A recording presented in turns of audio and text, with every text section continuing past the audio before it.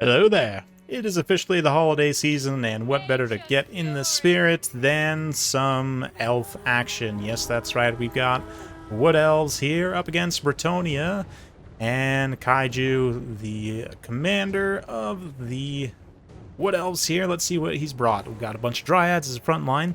Looks like some Way Watchers, maybe just the one? Yeah, a bunch of Wild Riders, which is definitely an interesting pick here. We'll see how they do.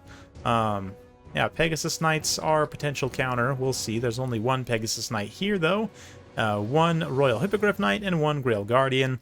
And a bunch of mobs. We've got some Men-at-Arms, got some Peasant Bowmen.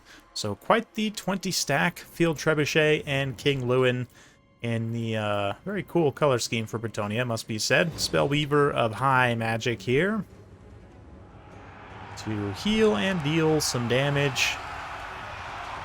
And the Glade Captains. So yeah, let's get nice cinematic action of this big open field battle kicking off. This is what we love about land battles, right? That nice cinematics, grand scale. This is absolutely what Total War is all about, as the front line of peasants gets absolutely shredded by Dryads. Rolling into the second level here, though. The Men-at-Arms will sort of intercept. Some damage being dealt. Was there fire arrows? No fire arrows here. Interesting. Yeah, given the prevalence of Dryads, you maybe think to mix in a couple of those. But we've got some pox, at least, for some poison. Yeah, the Wood Elves definitely rushing hard right now. A little bit of, what was that? Yeah, Tempest on the Hippogriff Knights. Damage them and kind of keep them zoned away. Meanwhile, over here, the Guardians, they charge into the Wraiths of the Frozen Heart, whatever they are. Chilly Dryads who have Frostbite, so in doing so, they basically trap themselves in this combat. The Wild Hunters of Karnos are going to countercharge in there and get a really favorable situation. That's a terrible disaster for the poor Grail Guardians there. Just having a really, really tough engagement, but Sword of Crone being popped here as the Hippogriff Knights and Lewin swing over to try and bail out the Grail Guardians if they can. Yeah, you can see the Wild Hunters, even having won that pretty decisively, are still going to pull back and maybe take some damage in the process. The Hippogriff Knights do land. Let's see if the Wood Elves maybe countercharge as they get the advantage of the trees. I mean, the Dryads have basically run out of steam. Well, to a degree. I guess a few are still penetrating these lines here and trying to run through some of those different peasants and stuff. But yes, Wild Riders do countercharge. Once the Hippogriffs kind of get into the trees, they're being debuffed. Wild Riders are getting some nice buffs. And it's a very favorable engagement, especially with the Wild Hunters having their anti-large. What do they have? Armor piercing as well? Yep. So, very good engagement for the Wood Elves happening, of course, in trees. Meanwhile, Wood Elf Lord here, the Spellweaver, going to start to cycle charge some of these Peasant Bowmen. Got to be a little bit careful. There are some Grail Guardians hanging around. Could potentially come and trap her on the ground and probably just beat her up pretty badly, but we'll see. Some of the Wild Riders also continuing to try and rush through these different lines. Some Dryads hanging around, and the Way Watchers being pounded by the Trebuchet, which is also just now maybe going to be shut down, although these Dryads' leadership looks like it's also faltering, so they might get pushed away by the Grail Guardians there. Very much back and forth game right now.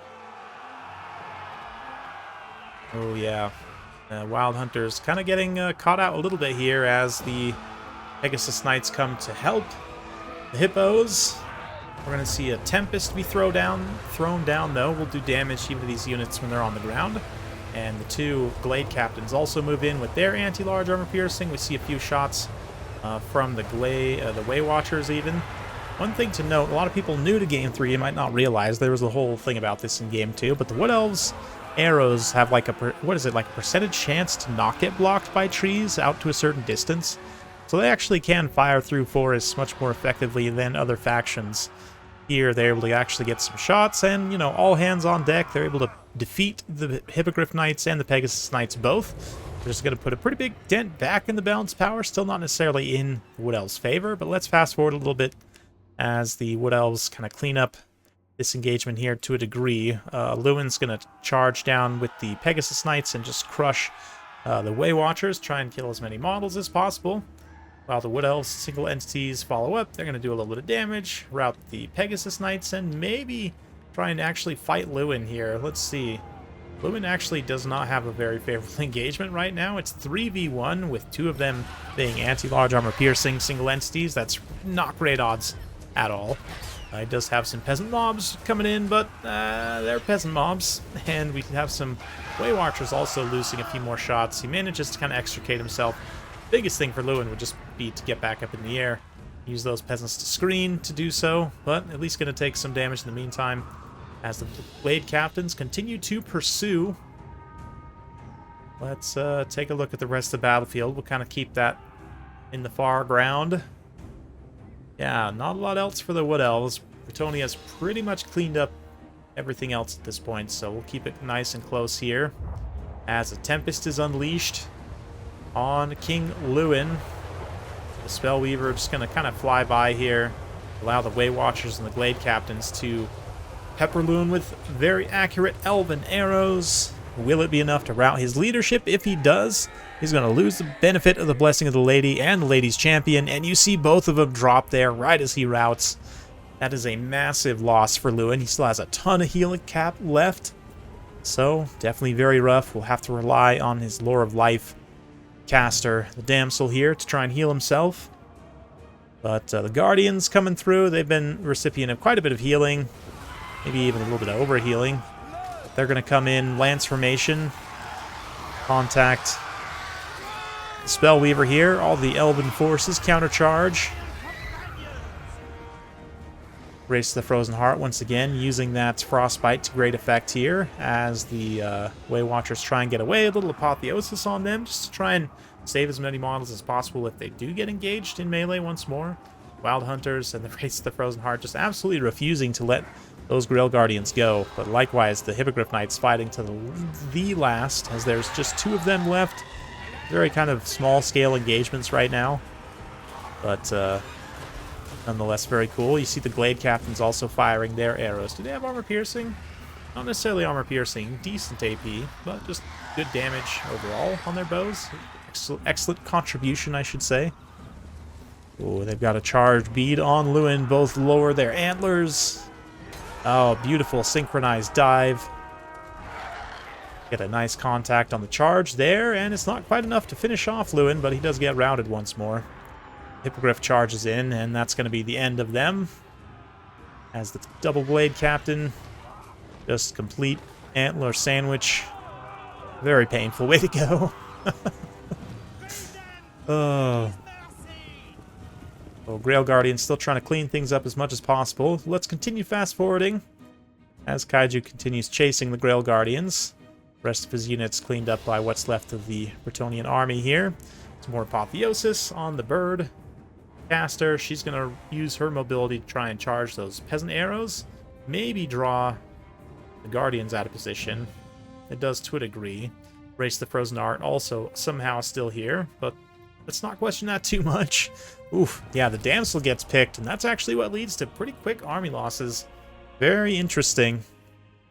I have to say, well played to both players, honestly. It looked like it was over for both of them at different points, but managed to scrap back and make it a reasonably close game at the end of the day. I love to see the Glade Captains perform well. Nice, yeah, 200+ kills by multiple Dryad units as well is amazing. And the Race of the Frozen Heart, almost 1,000 damage value straight up. That's just nice. Really, really nice. Way Watchers pay for themselves, and the Wild Hunters Kronos make up for the other Wild Riders who do not do anything in terms of damage value. Tactically, they were definitely doing some things. But I love me the pick of these Pegasus Knights here, and honestly, I think with sort of the changes to the Grail tier units, I might advocate for a sort of a return to the mass cavalry builds in this matchup, where especially relying on like Knights of the Realm or Pegasus Knights as sort of that mid-tier, just being able to volume, just roll with cavalry, because I think even still, Wild Riders don't trade very well against Knights of the Realm because of their anti-large bonus and their armor. Of course, you know, Wild Hunters Kronos still going to be very dangerous, but yeah, I would think, given how well performed the Pegasus Knights performed for the cost, I mean, they basically performed more or less even with these 2 Grail tier units, right? It stands to reason why not just cheap out, try and take more, maybe replace some of these men-at-arms. Didn't really do much. I mean, I guess a couple of them. At 400 damage value on one's not bad. 250, basically, that one pays for itself. At 280, Pretty decent stuff overall for Bretonnia, but just not quite enough to take down those single entities at the end of the day. Definitely a fun one for sure, but yeah, in the Bretonnia matchup versus Wood Elves, yeah, given the changes, again, I'd probably go with more of a, like, either Pegasus Knight or Knight of the Realm based composition. I mean, you can literally take 2 Pegasus Knights for the price of 1 Royal Hippogriff Knights, and you really don't need the armor piercing of Royal Hippogriff Knights against the Wood Elves, so something like, I don't know, triple Pegasus Knight, maybe you still take the 1 Guardian, and maybe like 3 Knights of the Realm as well. It's a lot of cavalry, and you definitely need some micro to pull it off, but you definitely could, and especially, you know, you come in here, sort of crone, definitely want all that stuff.